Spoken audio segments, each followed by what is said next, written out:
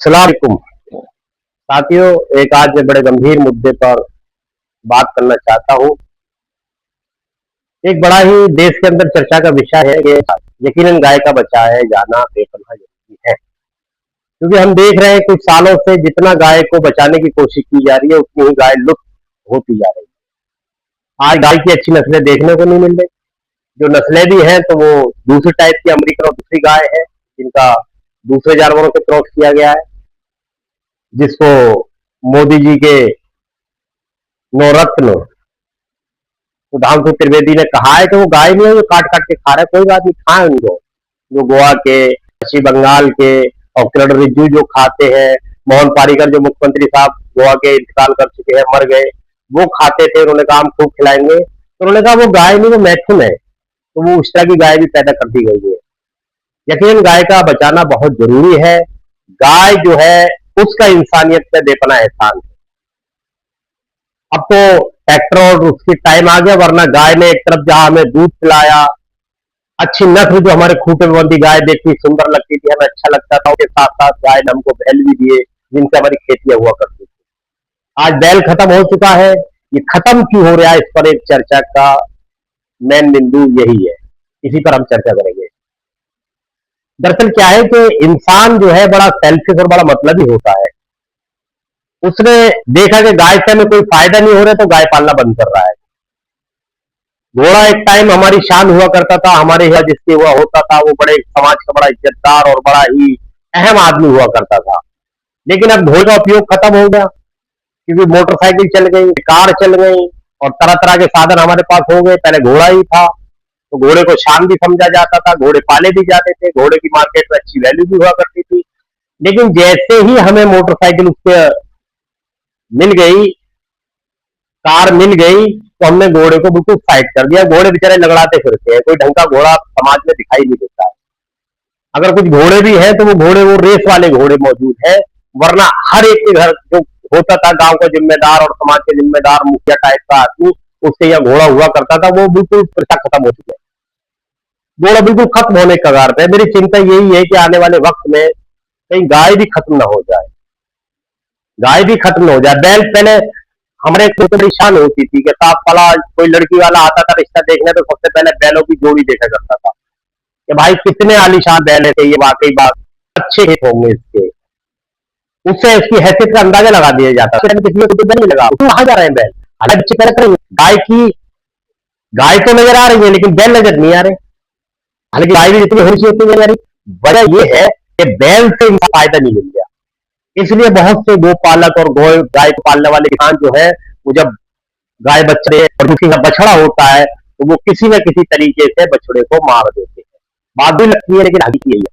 ये बड़े सेल्फिश लोग हैं, भारत बच्चों की दुनिया में आती नहीं।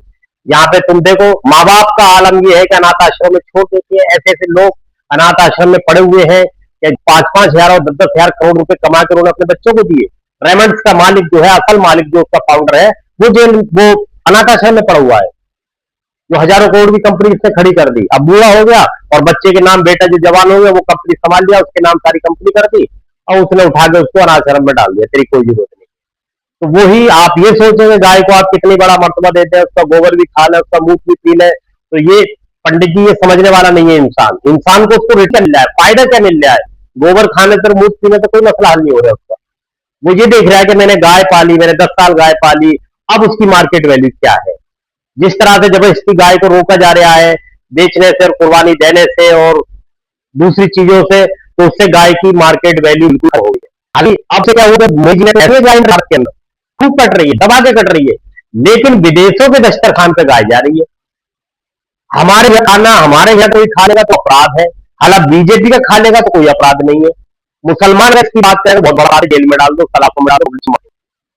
भाजपा लीडर अगर ये भी क्या अपने मैनिफेस्टो में लिख के दे दे कि हम गाय के गोश्त की कमी न होने देंगे, तो कोई दिक्कत नहीं है, ना मोदी जी को, ना योगी जी को, ना अमित शाह जी को, किसी को कोई दिक्कत नहीं।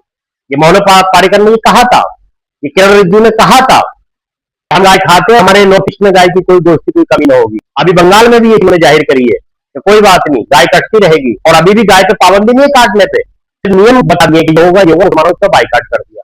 किसान रो रहा है बेचारा, बड़ा वो पालक रो रहा है कि मेरी गाय की वैल्यू, मेरे 10 गाय ये मुझे बेचनी थी, एक गाय प्रति 20,000 से बेचूंगा तो 2-3 लाख तो मुझे मिल जाते, ज्यादा कर्जा उड़ा देता, कर लेता, वो उससे चला गया। तो गाय को बनाने वाला, जिसने गाय बनाई अल्लाह को इज्जत है, गाय कैसे उपयोग किया उसको बेहतर कोई नहीं जानता। रसूल सल्लल्लाहु अलैहि वसल्लम जो तमाम दुनिया से ज्यादा इल्म रखते हैं, तमाम दुनिया से ज्यादा हिकमत वाले हैं, उनसे बेहतर इसका कोई रास्ता नहीं बता सकता।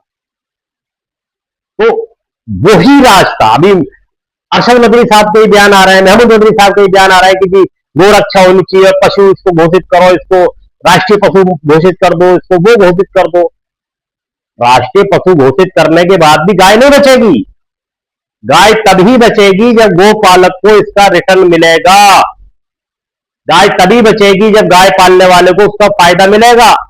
या तो ये वो करे जो पंडितों ने इतनी गाय की उसकी महत्व बताए हैं, जब गोपालक गाय बेचने जाए तो उनके अनाथ आश्रम, उनके आश्रम ले जाए और वहां उसकी मार्केट वैल्यू दे, क्योंकि उनके पास बड़ा नंटी में 1000 करोड़ रुपए बाद बैठे ये लोग, सोने के भंडार भरे हुए हैं। गाय बचाने के लिए तुम खाली न करोगे तो कब खाली करोगे तुमको?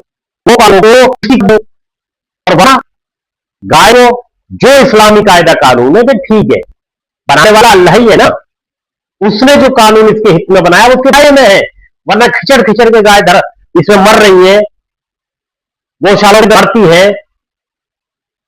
इसलिए कहा है ना, जिंदगी से बड़ी सजा ही नहीं, जिंदगी भी कभी कभी सजा बन जाती है, इंसान भी मौत की तमन्नाएं करता है। तो अगर हमने कानून बनाया है कि गाय को तुम जुबा कर सको कि कुर्बानी कर सकते हो, तो हिंदू भाइयों को उसकी गहराई समझनी चाहिए। ये कोई ऐरे गहरे लट्ठे खैरे का कानून नहीं है। हालांकि मुझे कोई गाय का गोश्त खाने का शौक नहीं है और मैं खाता हूं अल्हम्दुलिल्लाह, कब से नहीं खाया मुझे याद नहीं होगा। उत्तर प्रदेश में नहीं मिलता, कहीं नहीं मिलता और हमें कोई तमन्ना नहीं है। हम किसी भी हिंदू भाई की आस्था को ठेस नहीं पहुंचाना चाहते और ना हम बेशक रहते हैं, लेकिन हिंदू ने मेरी आस्था का ख्याल रखे, क्योंकि जो हमने वो चीज जो कुरान और हदीस में जायज करार दे रखी है, तुम्हारी खुशी की खातिर है, तो तुम क्यों हमारी मदद टारगेट बना रहे हो, ये बताइए। और मैं महमूद मदनी साहब से कहना चाहता हूं कि महमूद मदनी साहब, अरशद मदनी साहब और जितने हमारे इस्लामिक विद्वान हैं, तुम बार बार ये बोल रहे हो गाय को राष्ट्रीय पशु घोषित करो और गाय का वध न हो, गाय की कुर्बानी न हो, गाय की ये ना हो, गाय की वो ना हो, कि तुम अल्लाह उसके रसूल से जाने हुए हो?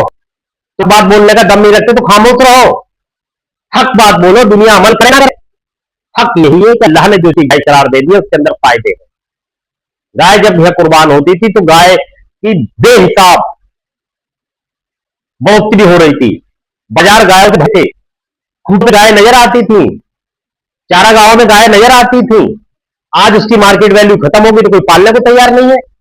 तो आप हक बात बोलिए, जो माने माने, ना माने ना माने, हमारा काम है हक बोलना। और इनको करने के लिए तुम इस्लाम दुश्मनों के लिए इतनी भी चापलूसी कर लो, ये तुमसे खुश नहीं होंगे जब तक कि तुम्हें बुत परस्ती में मुब्तला नहीं कर देंगे। आप ये लिख लेना, ये कुरान की आयत करीमा है। और ये जो ये इस्लाम के दुश्मन ये कि जी गाय मुसलमान खाता है इसलिए बंद कर दो, और उसकी बड़ा महिमा बयान कर दी गाय की। अरे मेरे भाई, गाय तुम्हारी माता है, हमने खाना भी कर दी। अच्छा एक बात चाहिए, गाय भगवान तो नहीं है, माता ही तो है, लेकिन तुम्हारा तो एक भगवान है बहकाकार, खा रहे हो, उसको खाना कब बंद करोगे? हालांकि मैं नहीं चाहता, उससे भी बचा को पाल के उनको किसी को मिल जाता है। और सूअर का भी सृष्टि को बचाने में बहुत बड़ा योगदान है, अल्लाह ने ऐसे ही पैदा किया उसको। हाँ वो नजिस जानवर है, इस्लाम ने उसको खाना हराम करार दिया है, लेकिन ऐसा नहीं है कि उसकी उपयोगिता नहीं है। आप लोग खाते हो तो खाओ, लेकिन अपने गिरबान में ये झांक लो कि हमें तो लठ मार मार के तुम ये रोक रहे हो कि गाय ना खाओ मुसलमानों को, और तुम उसको खा रहे हो जो तुम्हारा खुद देवता है। गाय देवता नहीं है, गाय माता है, लेकिन सुअर तो तुम्हारा ब्रहा का ब्रहा कितना बड़ा देता है, उसका बिल्कुल सुअर है उसका मुंह और उसका, तो उसको तुम खा रहे हो। आप थोड़ा गिरबान में झांक कर चुके हो आप। इसी के साथ में आपको ये फिर बोलना चाहता हूं, चाहे महमूद मदनी साहब हो या कुछ भी हो, हक बात बोलना चाहिए आपको, चाहे कोई बरेली शरीफ का बोलने वाला हो, चाहे कोई देवबंद का बोलने वाला हो। आप इनकी चापलूसी करते करते मर जाओगे, ये आपसे खुश नहीं होंगे। आप समझ रहे हो? आपने ये भी कहा था कभी कि ओम और हमारा खुदा एक है, तो उससे भी वो खुश नहीं हुए। उन्होंने फिर तुमसे ये सवाल दागा कि कुरान के अंदर ओम लिखो, फिर अजानों में भी ओम पुकारो, फिर मस्जिदों में भी ओम पुकारो। तो इनको खुश करते करते आप बुत परस्ती में मुब्तला हो जाओगे, उसके बाद भी आपसे ये पूरी तरीके से खुश नहीं होंगे। ये अल्लाह उसके रसूल का फरमान है। और कुरान पाक के अंदर एक और फरमाया, मैं भारत के पंडितों को और इस्लाम के दुश्मनों को कहना चाहता हूं, जो कहते हैं कि हम सुधार के नाम पे ये कर रहे हैं, हम 3 तलाक सुधार के नाम पे ला रहे हैं, हम गाय को रोक रहे हैं, सुधार होगा इससे। नहीं, तुम्हारे बस का नहीं सुधार करना।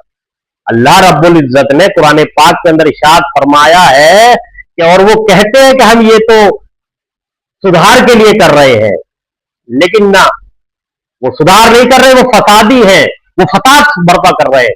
तो गाय के नाम पे जो तुमने सुधार की बात कही, कितना फसाद हुआ, कितने मर्डर हो चुके हैं, कितने व्यापारी मर गए, गाय भी खत्म हो रही है, बछड़ा भी खत्म हो रहा है, नुकसान पे नुकसान कई तरीके का हो रहा है, अर्थव्यवस्था का नुकसान हो रहा है, क्योंकि तुम्हारे अंदर वो जहन नहीं जो रसूल आजम सल्लल्लाहु अलैहि वसल्लम को अल्लाह रब्बुल इज्जत ने अता किया। आप फसाद बर्पा कर रहे हो, आप सुधार के लायक नहीं हो। मैं आपसे एक बात ये कहना चाहता हूं, जिस तरह से आप हमसे कहते हो कि अगरचे आप मुसलमान हो गए कलमा पढ़ के, अगरचे आप के पूर्वज तो नहीं बदले, आप राम को मानो, आप कृष्ण को मानो, उनको मानो, लेकिन मैं भी आपसे एक बात कहता हूं, अगरचे आप कुफ्र में मुब्तला है, अगरचे आप मुसलमान नहीं है, लेकिन इस्लाम की अच्छी तालीम तो मान सकते हो। कलमा पढ़ना ना पढ़ना बात की बात है, लेकिन अच्छी बात इस्लाम की है, अर्थव्यवस्था को सुधार की, किसी पशु की नस्ल को बचाने की, जो भी है पशुपालक को फायदा पहुंचाने की, उन बातों को तो मान लो। गाय बचाने के चक्कर में एक नस्ल पर खतरा आ गया, कोई नस्ल मिटाने पर तुमको तो मुसलमान भारत के अंदर से। तो इसलिए मैं आपको कहता हूं कि इस जो है, इस पे जरा मेरी बात पे गौर फिक्र करे, भारत सरकार भी फिक्र करे, और हमारे हिंदू भाई भी फिक्र करे, और पंडित समुदाय वो भी फिक्र करे। साथ आप फिर चाहूं कि इससे मैं किसी की भावनाएं आहत नहीं करना चाहता, मेरी कोई तमन्ना नहीं है, मैं बस भैंसे की कुर्बानी हिस्सा लेता हूँ, बकरे की कुर्बानी कर देता हूँ, मेरी कोई तमन्ना नहीं है गाय की कुर्बानी करने का, ना गाय का गोश्त खाने का। लेकिन मैंने, अगर आप भारतवर्ष से गाय बचाना चाहते हो तो आपको मेरी बात पे गौर करना होगा। पशुपालक को जब तक फायदा नहीं होगा, जब तक के किसान को फायदा नहीं होगा, तब तक आप गाय को नहीं बचा सकते। आप अंध मोहब्बत होती है आपकी, आपने गंगा बचाने के लिए हजारों नदियां बर्बाद कर दी हैं, तमाम नदियों की धारा गंगा में मोड़ दी, नदी जा रही है इधर को और तुमने गंगा में मोड़ दी, उस हिस्से में पानी की आपूर्ति कौन करेगा? आप जो एक सेलेक्टिव जो है उसको कीजिए, उसी की बात कीजिए। जिस तरह से हमारे लिए गंगा बहुत अजीम है, जिस तरह हमारे लिए गाय अजीम है, उस तरह हमारे तमाम अजीम है। उसी तरह से जैसे गंगा अजीम है, हमें महावा नदी भी अजीम है, हमें जमुना अजीम है, हमें जितनी नदियां हैं भारतवर्ष की, सबसे उतनी ही मोहब्बत होनी चाहिए। के साथ मैं अपनी बात को करता हूं। मैं अकरम कादरी, सामाजिक कार्यकर्ता, फाउंडर खैर उम्मत फेडरेशन हूं। इस चैनल को आप लोग, हमारी बात अच्छी लगे तो इसको सब्सक्राइब कीजिए और इसको आगे बढ़ाइए, शेयर कीजिए, कमेंट कीजिए, और आपकी मोहब्बत की हम लोग दरकार है, क्योंकि हम ये लड़ाई आपके लिए लड़ रहे हैं।